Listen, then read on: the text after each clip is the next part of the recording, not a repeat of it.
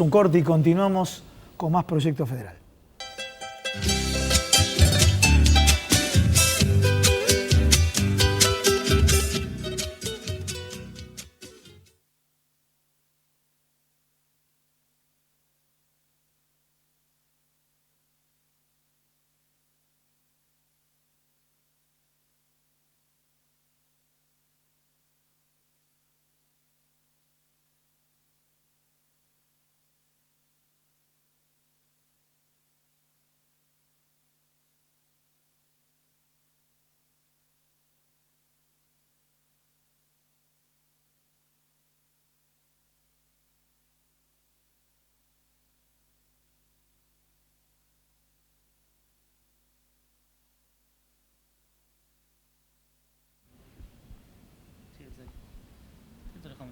Ah, listo, perfecto. Vengo corriendo antes que te parezca.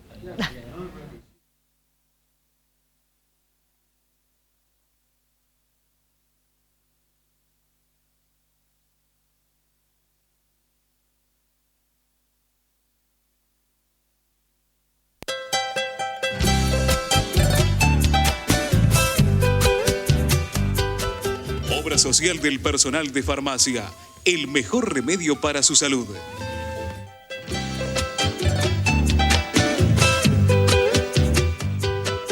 Bueno, continuamos en Proyecto Federal. Estamos haciendo con Mariano Kestelboim un análisis de lo que está ocurriendo en materia de política económica, ¿no? Había planteado, Mariano, el tema de la mala praxis financiera. Vos dijiste, a ver, tipo de interés para el público, decía un periodista, doña Rosa, para el público en general. Sí. Arranca con una tasa de interés del 38%, la baja al 30%. Sí. En teoría te dirían los empresarios pymes, bueno, la bajaste al 30, qué suerte. No diste un poco de aire. No diste aire, bien. Bueno, pero en paralelo, al mismo tiempo, le permitió a los bancos dolarizar más sus portafolios. O sea, los bancos pueden tener más dólares. Más dólares. ¿Qué quiere decir? Más títulos denominados en dólares. Sí, más títulos. Quiere decir que sus reservas en moneda extranjera se incrementan. Que aumenta su demanda de dólares. Bien, perfecto. Entonces, los dos factores combinados... ¿Aumentando la demanda de dólares juega sobre la presión del tipo de cambio? Por supuesto. No, pero repitámoslo, por favor. Claramente. Si los bancos son compradores de dólares, el tipo de cambio sube. Tiene más presión. Tiene más presión para que suba. Aumenta la demanda de dólares, el precio de equilibrio tiene que subir.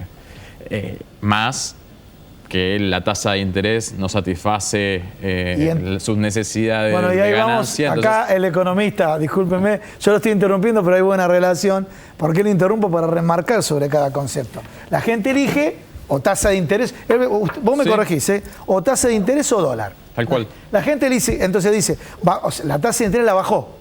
Quiere decir que no vuelco pesos, invierto pesos. Y entonces uno de los demandantes, uno de los jugadores que pide más dólares son los bancos. Me vas corrigiendo, ¿no? Así es. Bien.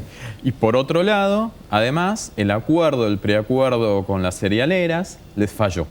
Bien. ¿Sí? Las cerealeras habían dicho que iban a liquidar 6.000 millones de dólares de la cosecha anterior. Bueno, esa liquidación no colmó los niveles ofrecidos, con lo cual hubo menos oferta también de dólares y eso generó presión en el mercado cambiario.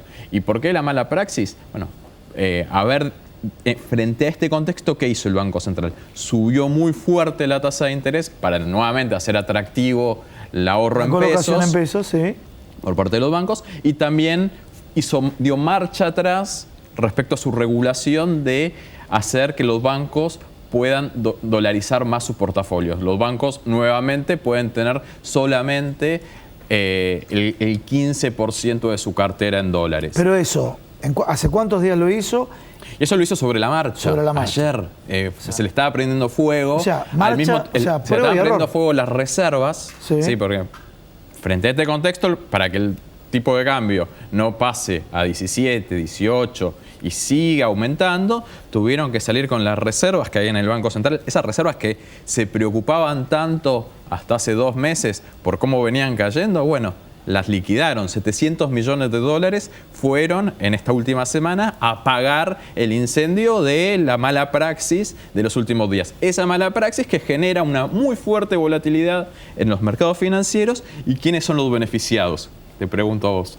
Sí, ¿quiénes son hoy los grandes grupos? ¿No y sí, los grandes grupos, particularmente los bancos. Sí, sí. Entonces, beneficiate a los bancos, después con la quita de retenciones a la minería, al sector minero. Beneficias también al sector agroexportador, pues, quitándole las retenciones y aumentando el tipo de cambio. Y al sector de insumos básicos de uso industrial de exportación, también lo beneficias. ¿A quién todavía no beneficiaste? A los trabajadores.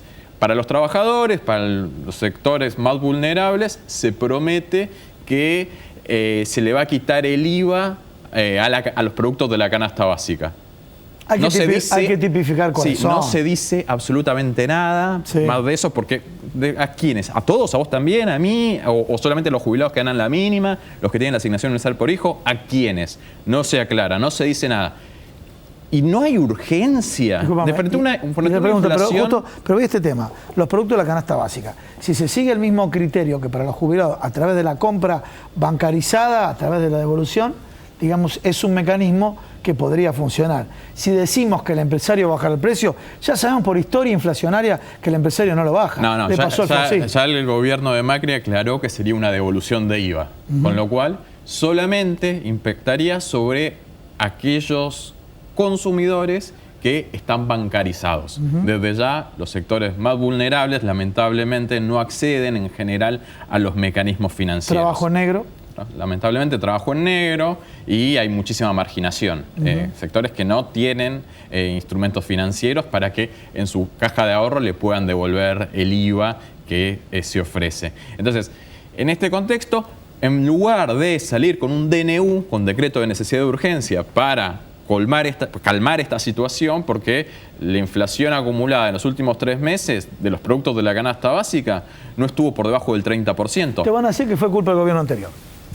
La devaluación, la liberalización de exportaciones, la quita de retenciones y la quita de subsidios son todas medidas inflacionarias. Vamos a repetirla. A ver, yo trato de hacer el contrapunto acá al economista, al especialista Mariano Kesterman. Te van a decir que, o sea, lo vamos a repetir, qué responsabilidad, porque lo estamos escuchando con este grado de repetitividad. Sí, que corresponde, técnicamente es un error. Corresponde al gobierno anterior. No, pero técnicamente es un error. Devaluar un 70% prácticamente ya en lo que va en la gestión de Macri, más quitar las retenciones, más quitar los subsidios, más liberar las exportaciones, todas esas medidas son inflacionarias. Esto es manual de texto básico de primer año de la carrera de Economía. ¿Ahí coinciden los economistas? Sí. Hay consenso absoluto. No, es importante saberlo, ¿no? Porque después van a decir, hay una corriente y otra corriente, pertenecemos a otra corriente. ¿Cuáles son las herramientas del gobierno nacional para que todas esas medidas no hayan provocado más inflación todavía? Aumentar la tasa de interés, abrir las importaciones y fijar techo para las paritarias. Son las medidas que están tomando desde el gobierno, que obviamente provocan una transferencia de ingresos muy fuerte desde el sector de los trabajadores hacia el de los empresarios, particularmente empresarios exportadores y del sector financiero, y como el gobierno de Macri inteligentemente ve que esto genera conflictividad social, reglamentó un nuevo protocolo para contener la protesta social.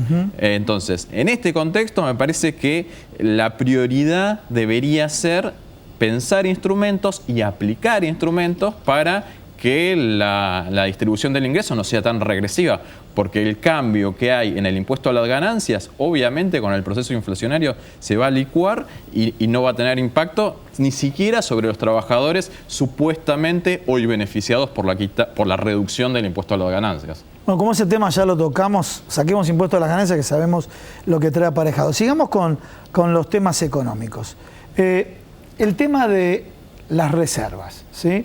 Y la actitud que han tenido estos grupos, queremos llamarlos cerealeros o no, de prometer liquidar una cantidad de divisas que no la liquidaron. En definitiva, ¿somos un país que necesitamos que estén encima de nosotros y no dejar al libre juego de oferta y la demanda? A ver, Luis Echeverri, el presidente de la Sociedad Rural, dijo que el sector se había comprometido a liquidar de la cosecha pasada 6.000 millones de dólares, el equivalente a 6.000 millones de dólares. Él mismo reconoció que solamente liquidaron 5.200 millones de dólares, que obviamente hay que revisarlo al dato a ver si llegaron a los 5.200 millones de dólares. Pero bueno, aún así está dando cuenta de que incumplió. Le quitaron las retenciones, le dieron una devaluación impresionante y sin embargo el sector agroexportador, el más beneficiado de todos, no cumple con el acuerdo. Es un gobierno, es un país muy, muy complicado para gobernar. Por eso digo, también influye mucho el estilo de liderazgo. ¿A qué voy con esto? Una de las críticas que le hacían principalmente a Néstor Kirchner, que era muy firme, muy duro y demás. Pero a veces también el estilo de liderazgo que te marca. Porque si en teoría es un socio estratégico del agro y el agro no le cumple, y el agro sabe, con este incumplimiento estoy poniendo en riesgo al país y a quien yo creo que es mi aliado, ¿no? Sí, los productores agrícolas hacen su negocio. Actúan en función de los estímulos, de sus expectativas y suponen que el tipo de cambio de equilibrio va a ser más alto, entonces retasean. El problema son los dirigentes gremiales o los dirigentes gremiales empresarios que se comprometieron. Gremial empresario. Sí, gremial empresario, que se comprometieron con el gobierno nacional y después no cumplieron. Entonces, y ahí es el gobierno nacional que debería tomar cartas en el asunto y conseguir a través de algún mecanismo que con la intervención estatal los actores privados cumplan con sus compromisos, porque si no, si hay cambio de reglas de juego permanente y cada uno hace su juego individual, bueno, evidentemente el país no va a prosperar. Pasitos y pasitos que promete Macri para ir mejorando la situación de todos diariamente, suena muy lindo y nos envalentona con el sí se puede, pero después en la práctica, si no se cumple con hechos concretos, bueno, con estos cambios de reglas de juego que estábamos hablando, evidentemente la situación no va a prosperar. Y el mercado financiero, todos los agentes en el mercado financiero, en los mercados en general, son muy especulativos y cada uno trata de conseguir su propio beneficio. Si el sector agrícola ve que no tiene ningún tipo de represaria o algún tipo de acción en contra de su interés por no haber cumplido este acuerdo, bueno, el día de mañana lo va a volver a hacer y así sucesivamente y no se va a poder cumplir ninguna política de Estado. Bien, pasamos al concepto de la herencia recibida. Yo quiero comentarle a todos ustedes, Mariano Kestelboim trabaja mucho para el sector empresario de la industria nacional, de las pymes y demás, inclusive para desmitificar atrás de la pantalla una ideología política. Digamos que tu visión económica está muy en pro del trabajo nacional, de la generación de puestos de trabajo, del desarrollo de la industria nacional. Ratifícamelo por las dudas. No, absolutamente. Ahí estoy trabajando, estoy editorializando tu postura para que no digan de pronto, parece, no, trajo acá un economista acá que nada que ver, no. Es un economista, no es K, es un economista que defiende determinados modelos de trabajo. Sí, a ver, ¿por qué defiendo? Porque también defiendo la posición de los empresarios pymes industriales del país, sí, porque creo que al país le va a ir mucho mejor si cada vez hay más pequeñas y medianas empresas que pueden prosperar, que pueden generar puestos de trabajo, mejor calidad de puestos de trabajo, si Argentina puede exportar más y se puede desarrollar. Yo juego con mis convicciones. Por algo, lamentablemente, en este país hay muy poquitos economistas que defienden el interés de la pequeña y mediana empresa. ¿Por qué? Porque la pequeña y mediana empresa no paga. Paga el sector financiero, pagan las grandes corporaciones. La pequeña y mediana empresa casi no contrata economistas. Entonces, somos muy poquitos los economistas que salimos a defender a la producción nacional de la pequeña y mediana empresa.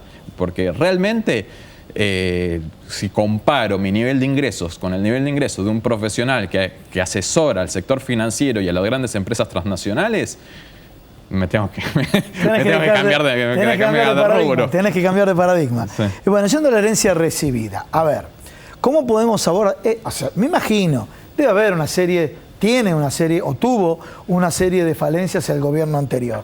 Pero yo voy a el decodificador, al de ustedes que está atrás de la pantalla. Sí, la verdad, algunos dirán, no me gustó el gobierno anterior. Ahora, lo que se instala ahora, se instala a un nivel y una dramatización como si fuese la crisis del 1989, la del 2001, y parece que con esto buscan naturalizar despido de trabajadores. Lo vemos en el Estado, lo vemos en privados, lo vemos en pequeñas empresas. ¿Cómo lo ves vos? No, claramente la herencia es pesada. No se puede decir que el país funciona en piloto automático y todo va bien. Pero es innegable. Después, que hay una exageración respecto a la negatividad de la herencia recibida, me parece que también es cierto.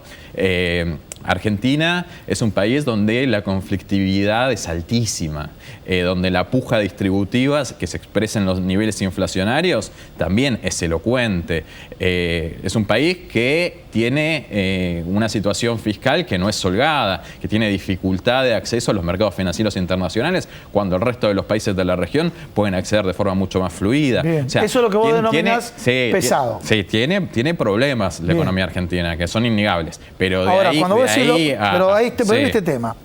Cuando vamos a los problemas, decimos, la economía argentina tiene problemas. Y me imagino, porque ahí Hugo Pressman cita la primera profesión en económica, cuando estudiamos, obviamente, economía. Esto no hay un conjunto de variables que es la puja distributiva. No es histórica, no pasa, no trascendió a un gobierno, no trascendió los últimos 12 años. Es histórica esta puja distributiva. Bueno, bienvenida la puja distributiva. Sí. Yo prefiero que haya puja distributiva como la que hay en la Argentina y no como en Brasil, que ni siquiera pueden protestar porque los reprimen no con balas de goma, con balas de plomo y los meten presos a todos. Lo mismo que en Chile, que en Perú. Son trabajadores muchísimo más sumisos porque hay unas relaciones de poder establecidas en esos países en la cual el empresario gana siempre. Acá tenemos el rol de los sindicatos que de alguna manera, en muchos casos, en un 100%, en otros con menos prevalencia, pero de alguna manera están siempre al pie del cañón cuando se pierden fuentes de trabajo. Tal cual. Acá hay otra tensión, hay otro nivel de tensión que hay que saber administrar. Yo te digo, me quedo con el nivel de tensión que tenemos en la Argentina. Obviamente que prefiero el de los países desarrollados, donde la relación entre los empresarios y los trabajadores está mucho más equilibrada, donde en general los trabajadores tienen acceso a la mejor salud, a la mejor educación y pueden prosperar junto con sus familias. Pero de ahí a soñar con ser un país como India, ser un país como Chile, que tienen desigualdades enormes entre los que más ganan y los que menos ganan y donde los niveles de inseguridad, desnutrición, analfabetismo son muchísimo más altos que en la Argentina, yo ese modelo no lo quiero. Y las políticas económicas de evaluar fuertemente la moneda para licuar el poder adquisitivo de los trabajadores están en contra, me parece, del interés nacional, del interés popular y nacional. Entonces, me parece que ahí hay que tener cuidado, porque también esas políticas obviamente están en contra del interés de las pequeñas y medianas empresas, que mayoritariamente se dedican a abastecer el mercado interno y con las políticas económicas de este gobierno, efectivamente están afectando su negocio y su posibilidad de crecimiento. Quiero hacer una pequeña acotación acá al programa, principalmente por quien pertenece el programa y demás. El sector farmacéutico, me refiero a no a la etapa de elaboración, sino a la etapa de la dispensación del medicamento, el 70% de la mano de obra corresponde a pequeña y mediana empresa, ¿no? Este es un tema también para establecer una analogía y de alguna manera se plantean estas simetrías. Los que más tienes van a seguir teniendo más, ¿no? Y me refiero a pequeños grupos que están fuertemente concentrados. Y dentro de la pesada herencia, el gobierno nacional dice que el déficit fiscal que dejó el anterior gobierno fue del 7%. Sí. El gobierno anterior dice que era del 2,3%. La cifra debe estar en el medio. Debe estar más cerca del 2,3% que del 7%. Pero independientemente, supongamos que es del 7%. O sea, 7% de déficit equivale a 5.000 millones de dólares. La deuda externa de la Argentina se contrajo muchísimo más. Teníamos una deuda que equivalía a casi un PBI y medio en el año 2003. En la actualidad tenemos una deuda externa en dólares inferior al 9% en relación al PBI. Con lo cual, en la pesada herencia hay que contabilizar también el desendeudamiento. Claro, yo lo que veo que se computan las deudas y no los activos. Eso es lo que estoy viendo de cuando se habla de herencia. Te marco lo malo, pero de pronto no marco aquellas situaciones que fueron resueltas, ¿no? Totalmente. Bueno, Mariano, realmente muy claro, ¿eh? Siempre muy claro. Y bueno, vamos viendo qué pasa semana tras semana. Y también queremos transmitir que más allá de un diagnóstico de esta índole y una entrevista de esta índole, todos deseamos que se resuelva este tipo de conflictos y que podamos salir adelante, ¿no? Ojalá, Gustavo. Bueno, un pequeño corte y continuamos con más Proyecto Federal. Y ahora sí, pasamos al área de salud.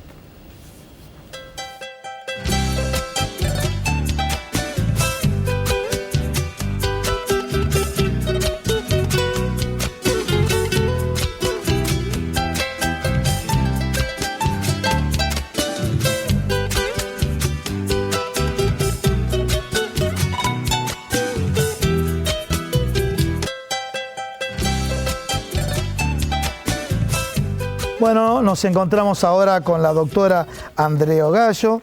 Ella es odontóloga y vamos a hablar de distintas patologías que están vinculadas al cuidado de la salud. Siempre en el programa tenemos el bloque de salud, donde desarrollamos distintos temas vinculados con la prevención. Pero si me permiten nuevamente, quería comentar lo que dije en la apertura del programa, ¿cómo puedo decir? Este llamado de atención de una médica que es columnista, es especialista en cáncer colorectal, donde de alguna manera hace un llamado a la reflexión de cuáles son los motivos por el cual se cerró en la provincia de Buenos Aires el Instituto Provincial del Cáncer, ¿no? Y esto también trayéndolo a colación, un aviso que salió un aviso a la comunidad, que salió en distintos medios de salud, donde por la disolución del Instituto Provincial del Cáncer se encuentran suspendidos los planes de screening de cáncer colorectal hasta nuevo aviso. ¿Por qué digo esto? Porque esto lo encuadraron dentro del marco del ajuste, dentro del marco de donde se tienen que mirar los números. Y obviamente desde este programa planteamos seriamente que los números por este lado no tienen que mirarse así. Vamos a hablar de prevención bucal y obviamente me imagino que una de las consecuencias puede ser el cáncer de boca, pero de no prever de manera correcta y adecuada. Distintas preguntas así para ustedes. Termina el día de hoy, está terminando el programa, 23 horas, y ustedes se cepillan los dientes. Y primera pregunta.